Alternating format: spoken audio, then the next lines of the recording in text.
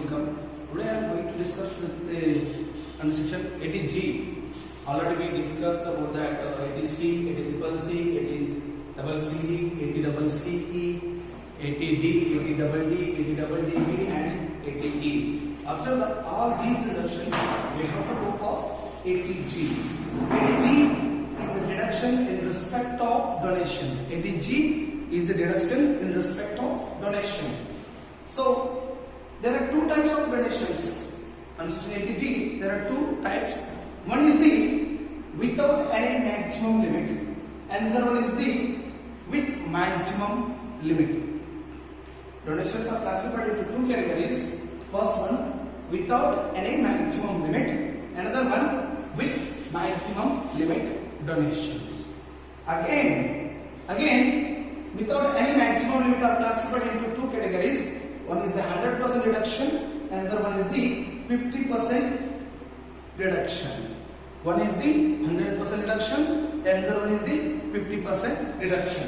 Now, the G donation in respect of donation ಎರಡು types ಬರ್ತಾವೆ. ಒಂದು without any maximum limit, ಇನ್ನೊಂದು with maximum limit. ಆ without any maximum limit ಅನ್ನು ಮತ್ತೆ ಹೊಳ್ಳಿ ಎರಡು ತರ ಕ್ಲಾಸಿಫಿಕೇಶನ್ ಮಾಡ್ತಾರೆ. ಒಂದು 100% ರಿಡಕ್ಷನ್, ಇನ್ನೊಂದು 50% ಡಿಡಕ್ಷನ್. ಈ ರೀತಿ ಎರಡು ಕ್ಲಾಸಿಫಿಕೇಶನ್ ಮಾಡ್ತಾರೆ. So first we should know the each and every which are considered under the 100% reductions. ನಾವೇನ್ ಮಾಡ್ಬೇಕು, ಫಸ್ಟ್ ಯಾವಾಗಲೂ 100% ಅಲ್ಲಿ ಬರುವಂತಹ ಐಟಮ್ಸ್ಗಳು ಯಾವ ಸೋರ್ಸಸ್ ಯಾವ ಎಲ್ಲ ಮೂಲಗಳನ್ನ ತಿಳ್ಕೊಂಡ್ಬೇಕು ಫಸ್ಟ್. ಸೊ ಒನ್ ಬೈ ನೋಡೋಣ. ಇಲ್ಲಿ ನೋಡಿ, one by one. First one, the prime minister. PM means prime minister national relief fund. Prime minister earthquake relief fund, the national children's fund, the national foundation for communal harmony, national foundation for communal harmony, the national defense fund, NDF, the South Africa fund, the university national eminence fund, the Maharashtra chief minister relief fund, the Andhra Pradesh CM Cyclone Relief Fund, the CM Relief Fund, Chief Minister Relief Fund, Jilla Saksharta Samiti, Lieutenant Governor's Relief Fund, the National Blood Transfusion Council, the National Illness Assistance Fund, Army Welfare Fund, the Indian Novel Benevolent Fund, the National Sports Fund, the National Cultural Fund, the National Fund for Control of Drug Abuse, the Clean Ganga Fund, Swachh Bharat Kosh, National Trust for Welfare, Fund for Technology Development. All these 23 donations comes under the 100% reductions. Now we got like ನೋಡಿದಿರೋ ಅಷ್ಟು ಎಷ್ಟು ಇದಾವೆ 23 donations. ಈ 23 ಕೈ ಬರ್ತಾವಂದ್ರೆ 100% ಅಲ್ಲಿ ಬರ್ತಾವೆ. ಇವುಗಳಲ್ಲಿ ನೀವು ಒಂದು ಪ್ರಾಬ್ಲಮ್ ಬಿಡಿಸುವಾಗ ಇವು ಯಾವ್ದಾದ್ರು ಒಂದು ಸೋರ್ಸ್ ಬಂತಂತ ತಿಳ್ಕೊಂಡ್ರೆ ಅವಾಗ ನೀವೇನ್ ಮಾಡ್ಬೇಕಾ, ಡೈರೆಕ್ಟ್ ಆಗಿ ಅಮೌಂಟ್ ತಗೊಂಡ್ಬೇಕಾ. ಇದ್ರಾಗ ಯಾವುದೇ ರೀತಿ ಲಿಮಿಟ್ ಇರಂಗಿಲ್ಲ, ಎಷ್ಟು ಬೇಕಾದಷ್ಟು ಕೊಡಬಹುದು. ಜಸ್ಟ್ ಎಕ್ಸಾಂಪಲ್ ನಿಮ್ಗೆ ಹೇಳ್ಬೇಕಂದ್ರೆ ಇವಾಗ ಕರೋನಾ ನಡೀತಾ ಇದೆ. ಸೊ ಈ ಕರೋನಾದಲ್ಲಿ ನೀವು ಸ್ವಲ್ಪ ಅಬ್ಸರ್ವ್ ಮಾಡಿ, ಟಾಟಾ ಕಂಪನಿಯವರು 1500 crore ಕೊಟ್ಟರು. There is no limit for donations. ನೀವು ಎಷ್ಟು ಬೇಕಾದಷ್ಟು ಕಾಂಟ್ರಿಬ್ಯೂಷನ್ ಮಾಡಬಹುದು towards society, towards government, anythings. ನೀವು ಎಷ್ಟು ಕ್ರೋರ್ ನಿಮ್ಗೆ ಲಿಮಿಟ್ ಇರಂಗಿಲ್ಲ. So that 1500 crores will be getting 80G reduction from their institution. Our institution taxable income calculation ಮಾಡುವಾಗ, ಒಂದು ಫರ್ಮ್ taxable income calculation ಮಾಡುವಾಗ ಟೋಟಲ್ ಇನ್ಕಮ್ ಅನ್ನ ಅವಾಗ ಅವರಿಗೆ 80G ಇಂದ 1500 crores reduction ಸಿಗ್ತದೆ. So this is 80G. So ಅದಕ್ಕೆ ನಾವು ಹೇಳ್ತೀವಿ without any maximum limit. There is no limit. ಇಲ್ಲಿ ಮ್ಯಾಕ್ಸಿಮಮ್ ಲಿಮಿಟ್ ಅಲ್ಲಿ ಎರಡು ಬರ್ತವ, ಒಂದು 100%, ಇನ್ನೊಂದು 50%. ಸೊ ಅದರ 100% ಅಲ್ಲಿ ಯಾವ ಬರ್ತಪ್ಪ, ಯಾವ ಆ ಸೋರ್ಸ್ಗಳನ್ನು ಮೊದಲು 23 ಪರ್ಫೆಕ್ಟ್ ಮಾಡ್ಕೊಳ್ಳಿ. ಒಂದ್ಸರಿ ಬಿಟ್ಟು 2 ಸಾರಿ ಎಕ್ಸಾಮ್ ಪರ್ಪಸ್ ಪರ್ಫೆಕ್ಟ್ ಇಟ್ಕೊಳ್ಳಿ, ಯಾವುದು ಏನು ಅಂತ ಅಂತ. ಓಕೆ, ಇವಷ್ಟು ನೆನಪಿಡುವಂತ ತಕ್ಷಣ ನೆಕ್ಸ್ಟ್ ಇದು ಬರೋದು 50% ರಿಡಕ್ಷನ್ ಅಲ್ಲಿ ನೆನಪಿಟ್ಕೊಳ್ರಿ, without any maximum limit, no limit ಇರುತ್ತೆ. ಹಾಗಾದ್ರೆ ಅದರ 100% 23 ಅದು, ಇನ್ನು 50% 4. ಈ 4 ಬಿಟ್ಟರೆ ಮತ್ತೆ ಯಾವುದು ಬರಂಗಿಲ್ಲ ಇಲ್ಲಿ. ಇವು 4 ಒಂದು ಬಂದ್ರು. ಈಗ 10,000 contribution to Jawaharlal Nehru memorial fund in case ಒಬ್ಬ ಎಕ್ಸಾಂಪಲ್. ಅಟ್ 50% ಯಾರು ಬರ್ತದೆ ಫಸ್ಟ್ ನೋಡೋಣ. Jawaharlal Nehru memorial fund, prime minister drought relief fund, Indira Gandhi memorial fund, the Rajiv Gandhi foundation. ನೀವು 50% ಈಸಿಯಾಗಿ ನೆನ್ಪಿಟ್ಕೋಬಹುದು. ಹೇಗಿರಿ ಸರ್? ಗಾಂಧಿ ಮತ್ತೆ ನಾವು ನೆನ್ಪಿಟ್ಕೋಬೇಡಿ. ಜವಾಹರ್ಲಾಲ್ ಯಾರು next?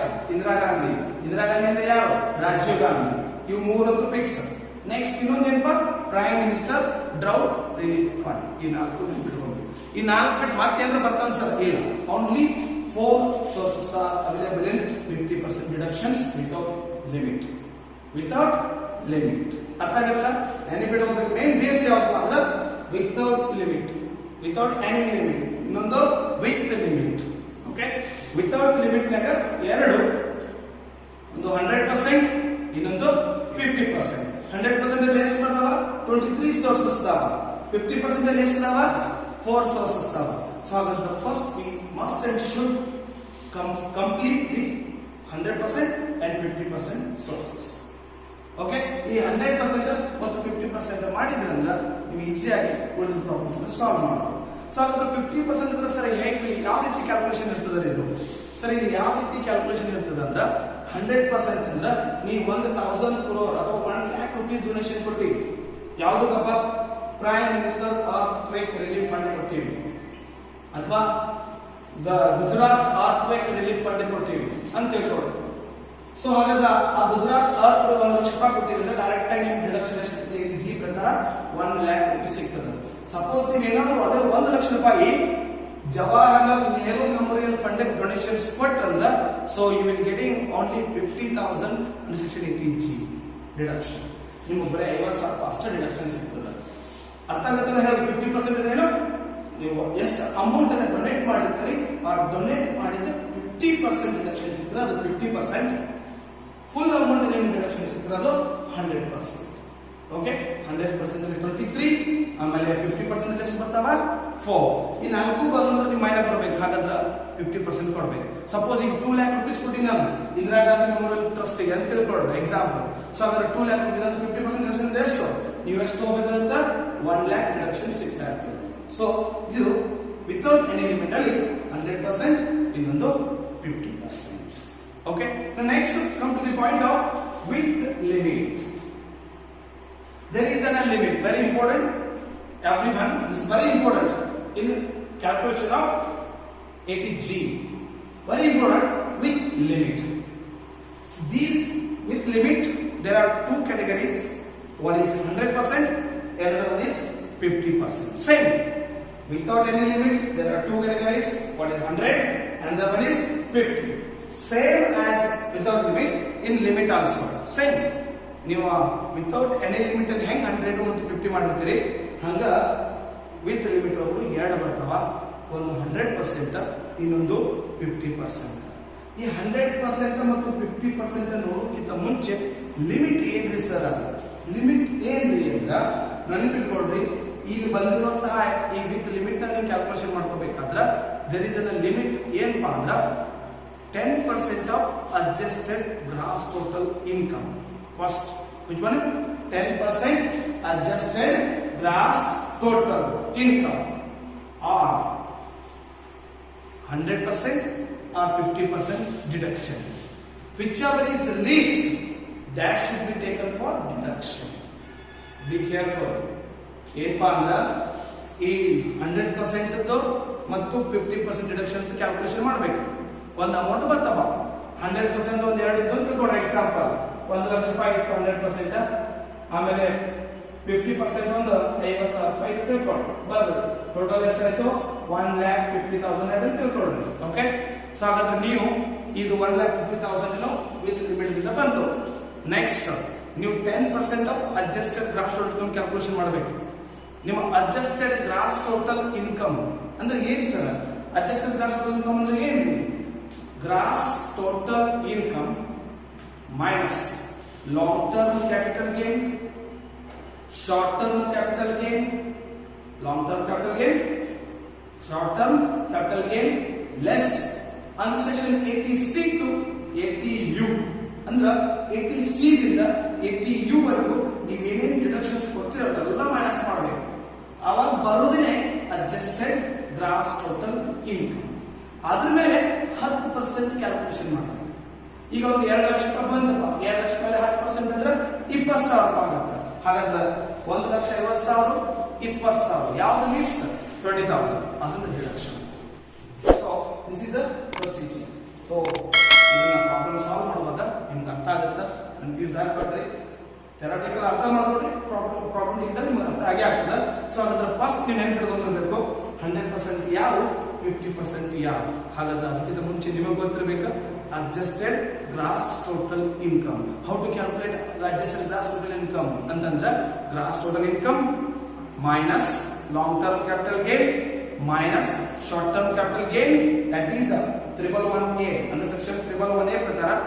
Okay, next less 80C to 80U, 80C to 80U. ಇಲ್ಲಿವರೆಗೂ ನೀವು ಲೆಸ್ ಮಾಡಿದ್ರಲ್ಲ, ಲೆಸ್ ಮಾಡಬೇಕು, ಕೂಡಿಸೋದೇ ಇರಂಗಿಲ್ಲ. ಲೆಸ್ ಮಾಡಿದ್ರೆ ನಿಮ್ಗೆ ಏನ್ ಸಿಗ್ತದಲ್ಲ ಅದೇ ಅಡ್ಜಸ್ಟೆಡ್ ಗ್ರಾಸ್ ಟೋಟಲ್ ಇನ್ಕಮ್. ಅದ್ರದ್ದು 10% ತೆಗಿಬೇಕು ವಿತ್ ಲಿಮಿಟ್ ಇದ್ದಾಗ. ಅದ್ರದ್ದು 10% ಸರ್ ನಮ್ಗೆ ವಿತ್ ಲಿಮಿಟ್ ವಿತೌಟ್ ಲಿಮಿಟ್ ಹೆಂಗ್ ಗೊತ್ತಾಗ್ತದೆ ಸರ್? ಸೊ ನೀವು ನೆನಪಿಟ್ಕೊಳ್ಳೋದಕ್ಕೆ ಹೇಳಿದ್ದು ಇವು 23 ಐಟಮ್ಸ್, ಇವು 4 ಐಟಮ್ಸ್ ಬಿಟ್ರ ಅವೆಲ್ಲ ವಿತ್ ಲಿಮಿಟ್ ನಾಗ. ಇವು 23 ಪ್ಲಸ್ ಇವು 4 ಇವು ಬಿಟ್ ಬೇರೆ ಏನಾರ ಬಂದ್ರ ಅವೆಲ್ಲ ವಿತ್ ಲಿಮಿಟ್ ನಾಗ ಇರ್ತಾವೆ. ಅರ್ಥ ಆಗತ್ತೆ? ಇವಾಗ ಕ್ಲಿಯರ್ ಅರ್ಥ ಆಯ್ತು? ವಿತೌಟ್ ಲಿಮಿಟ್ ವಿತ್ ಲಿಮಿಟ್ ಗೊತ್ತಾಯ್ತು. ಈ 23 ಪ್ಲಸ್ ಇವು 4 ಅಷ್ಟು ಬಿಟ್ ಬೇರೆ ಏನಾರ ಬಂದ್ರ ಡೊನೇಷನ್ಸ್ ಅವೆಲ್ಲ ವಿತ್ ಲಿಮಿಟ್ ನಾಗ ಇರ್ತಾವ. ಆ ಲಿಮಿಟ್ ನಾಗ ಮತ್ತೆ 150 ಹೆಂಗ್ ಗೊತ್ತು ಮಾಡ್ಕೋಬೇಕು ಸರ್? 100 ಒಳಗಡೆ 2 ಬರ್ತಾವ್ರಿ. 100 ಒಳಗಡೆ ಎಷ್ಟು ಬರ್ತಾವ್ರಿ? ಓನ್ಲಿ 2.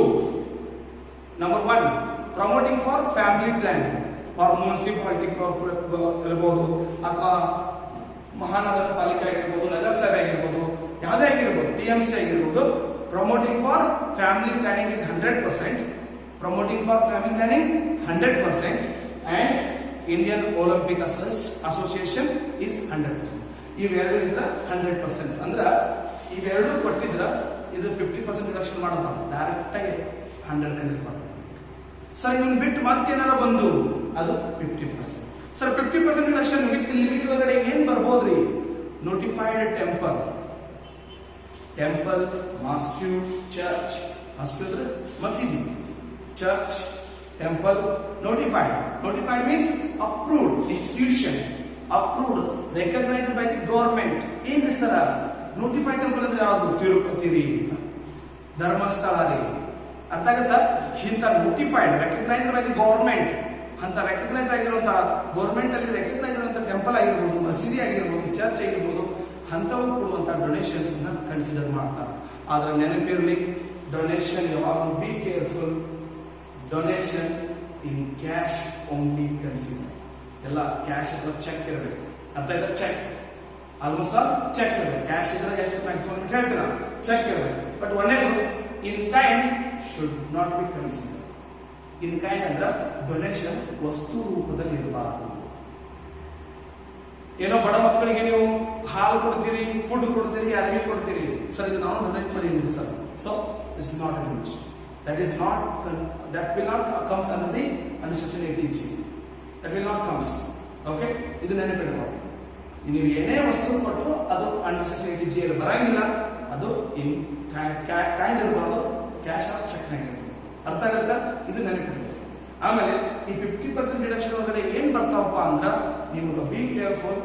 ಅಪ್ರೂವ್ಡ್ ಇನ್ಸ್ಟಿಟ್ಯೂಷನ್ ಕೊಟ್ಟಿರುವಂತ ಡೊನೇಷನ್, ಅಪ್ರೂವ್ಡ್ ಇನ್ಸ್ಟಿಟ್ಯೂಷನ್ಗೆ, ರೆಕಗ್ನೈಸ್ಡ್ ಇನ್ಸ್ಟಿಟ್ಯೂಷನ್ಗೆ, notified temple, notified mosque, notified church ಆಗಿದೆ. ಸೊ ಅಂತವರನ್ನ 50% ತರಬೇಕು. ಸರಿ, ಹೇಳಿ ನಾನು ನಿಮ್ಗೆ ಹೇಳ್ತಾ ಇದ್ದೀನಿ ಇವಾಗ ಇವು 23, ಇವು 4, ಇವು 2 ಬಿಟ್ ಏನಾದ್ರು ಡಿವಿಷನ್ ಕೊಟ್ಟು 12%. ಅದನ್ನ ಇಲ್ಲಿ ತಗೋಬೇಕೋ ತಗೋಬಾರ್ದು ಅಂತ ನೀವು ಯೋಚನೆ ಮಾಡುವಾಗ ಅಲ್ಲಿ ಲಕ್ಷ ಕೊಡ್ಬೇಕು. ಅಪ್ರೂವ್ಡ್ ಐತಿಲ್ಲ, ಅನ್ಅಪ್ರೂವ್ಡ್ ಐತಿ ಸರ್, ಬರಂಗಿಲ್ಲ ಸರ್. ಅನ್ಅಪ್ರೂವ್ಡ್ ಅಂದ್ರೆ ಹೆಂಗ್ರಿ? ನಮ್ ದುರ್ಗಂಗುಡಿ ಐತ್ರಿ ಇಲ್ಲಿ, ಹೌದ್ರಿ? ಹಾಗಾದ್ರೆ ದುರ್ಗಂಗುಡಿ ಡೊನೇಷನ್ ಕೊಟ್ಟರೆ 2 ಲಕ್ಷ ರೂಪಾಯಿ ಡಿಡಕ್ಷನ್ ಕೊಡ್ರಿ. No, because that is not a notified. Notified ಇರ್ಬೇಕು, ಅಪ್ರೂವ್ಡ್ ಇರ್ಬೇಕು, ಅನ್ಅಪ್ರೂವ್ಡ್ ಇರಬಾರ್ದು. ಅರ್ಥ ಆಯ್ತಾ?